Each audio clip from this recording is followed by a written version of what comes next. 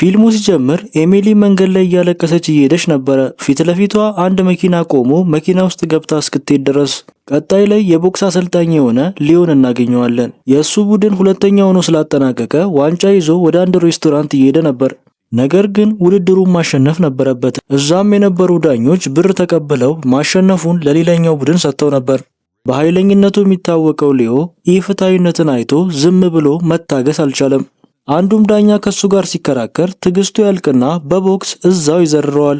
ነገር ግን ሊዮ የመታው ሰው የቦክስ ፌዴሬሽኑ ምክትል ፕሬዝዳንት ነበር። እሱንም ከቦክስ አሰልጣኝነት የማሳገድ ሙሉ ኃይል አለው። እህቱም ይህንም ስትሰማ ንዴቷ በጣም ይጨምራል። ሊዮ ለመጀመሪያ ጊዜ አይደለም ከድርጅቶች ሲታገድ።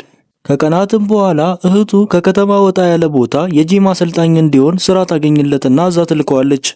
እሱም ወደ ቦታው እየሄደ እያለ መንገድ ላይ ጎማ ይፈነዳና እዛ ጋ ይቆማል። እዛም በቆመበት ጊዜ የሆነ ባነር ሲያነብ የሆነች ልጅ ጠፍታ ነበር።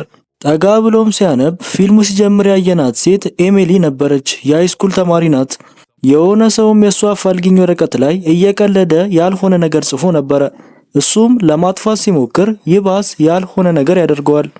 እዛም ቆሞ እርዳታ እየጠበቀ እያለ ሶስት ሴቶች የኤሚሊን ጓደኛ እየሰደቧት ያገኛል።